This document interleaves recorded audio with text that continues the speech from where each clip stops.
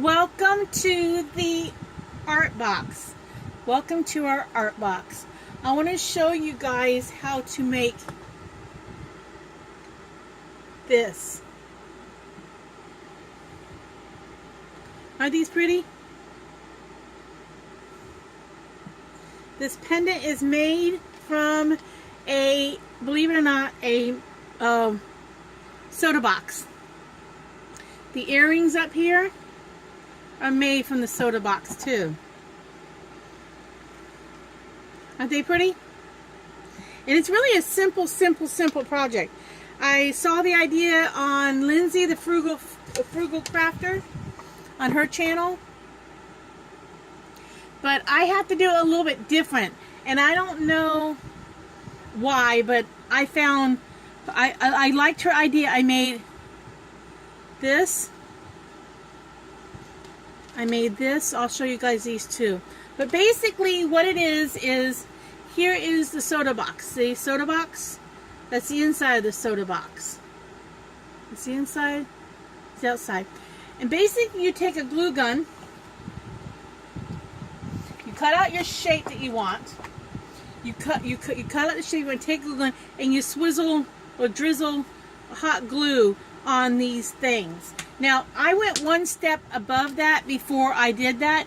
Now you can just cut out your shape, drizzle your hot glue on it, and then paint them. These are ones I painted with a base coat. I used on this, believe it or not, see the other side I did not paint yet. I used just plain flat latex indoor house paint. I use that a lot as like a primer when I do paper mache. I find it's a great primer. These yellow ones I painted white, and then I painted it with yellow, this type of paint, acrylic art paint. I tried to use like the craft paint that comes in the little bottles that you get like at Walmart, Hobby Lobby, Michael's, and you get them for like less than $1.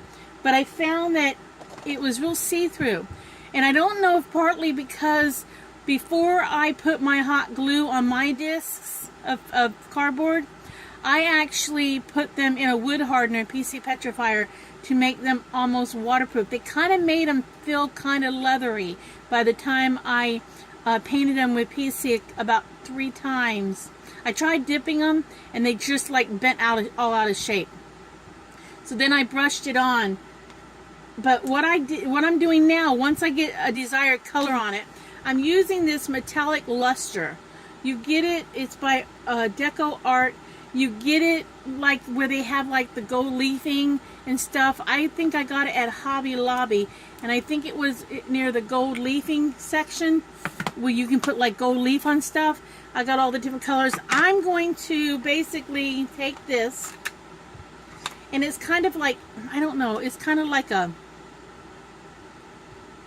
pasty-ish. And what I did to these other ones and the black ones is I'm rubbing on the metallic color on the pieces. So I'm rubbing on the metallic color. I'm trying to get it in between the grooves of the thing. I'm doing that. It doesn't take a lot, and I guess you could use a paintbrush if you wanted to, and it would work too. Or I tried a Q-tip and it worked okay, but not great. What I probably need to do is pick up like some of those eyeshadow applicators and try that. I thought I would do a couple different colors on this, on these yellow ones, kind of doing multicolors. Try to get up in between the layers of glue. So that was blue. Let's try a little purple, and let's try some Fab Fuchsia. This is Fab Fuchsia. I've not used a whole lot of these things. Isn't that pretty? Get my ragtail. Always have a ragtail on hand. Get a little bit of this on my finger. Oh yes, that's pretty. That's pretty. Try to go in between. Got a little hair in there. That's going to drive me crazy.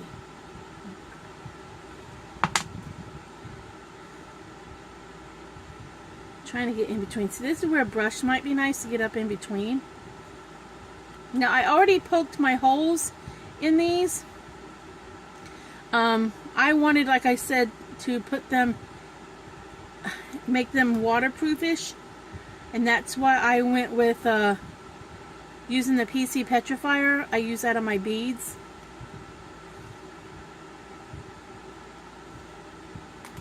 But basically you get the idea. I'm just putting this, and you can try different paints. What works for you might not work for me. What works for me might not work for you. You know, vice versa. There's no wrong way of doing this. I think that's even what Lindsay from the Frugal Crafter said.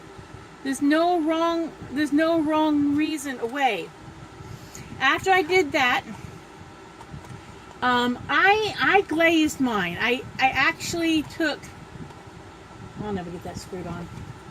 I actually took, and around the edges here, I actually took like a paint marker, like a silver leafing pen, or you can use, on one of them I used a silver Sharpie, and I actually basically went around the edge like this. I'll show you on this one. I actually went around the outer edge. Not that you have to, it's just something I did. I just went around the edge. I think it gives a little bit more to it. I might still add more colors to this. I mean, you could actually go in and actually hit some of the inside with this silver leafing marker if you wanted to. But it just gives another, I don't know, dimension of color, if that's a proper term, of the proper use of that, whatever. So, you know, you can keep adding. I might still add some purple to it. I might still add some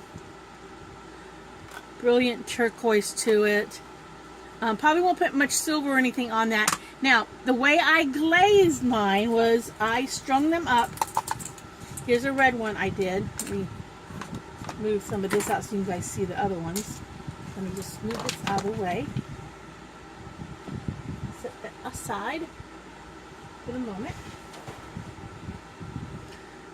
But what I did was I actually put mine on fishing line, and I dipped it in my glaze. And isn't that pretty? I dipped it on in my glaze. Aren't those pretty? I'm gonna work on my videotaping. I want to make an overhead mount. But isn't that pretty?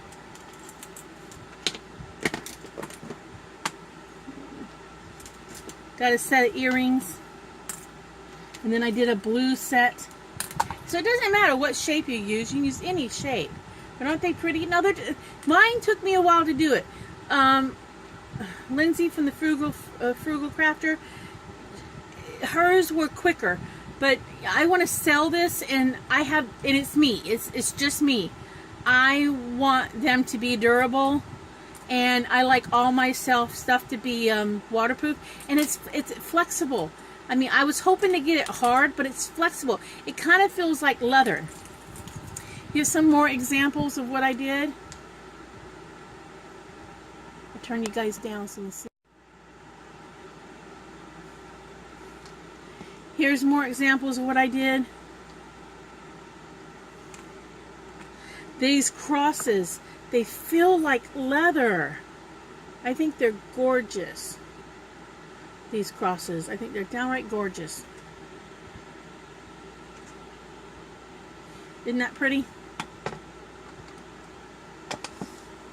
So I made sets.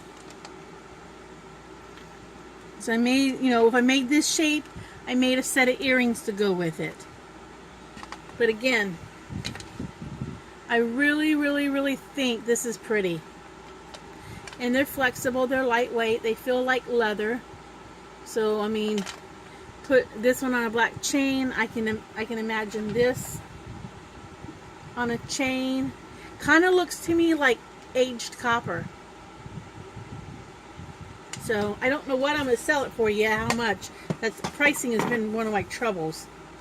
But I really, I know it kind of curves up a little bit, but they're real flexible. They're real lightweight. I just think that's really pretty. I mean, this whole idea of this necklace, I can see this on a black cord, like I'm going to put it on, over a cream sweater, you know, or a cream top. I mean, I think they're really pretty. Made sense. I'm going to make some earrings by themselves without the necklaces too. But it's another take on paper. Here's the earrings for the blue ones. The pendant and the earrings. See, just same size. Kind of tried to mimic the way I squizzled the thing, but you can't. It's not perfect. I don't try to totally mirror when I'm making something in art, because I had someone once tell me that if you really look at an old piece of Native American Indian beadworking or Native American jewelry and stuff, there's always somewhere where something's not exactly the same, whether it's the pattern is not repetitive in one spot. Now, I've not actually looked. I never remember to look when I'm someplace, but someone once told me that Native American Indians believe that nature is not perfect. Nature is pretty by itself. So I don't never try to totally mirror, because I think it's more natural that way. I don't know. Maybe I'm wrong. If you like what you see, like and subscribe. I'm hoping to put out there, send out into the world a bunch of instructional videos on this channel. It's my second channel. I have another channel called Janie's Crazy Life, but that's just the craziness that happens. I'm just trying to show you guys what I by no means am an expert in anything, but I know a lot about a lot. I don't know everything about anything, but I know a lot about a lot, if that makes any sense. I've been crafting my whole life.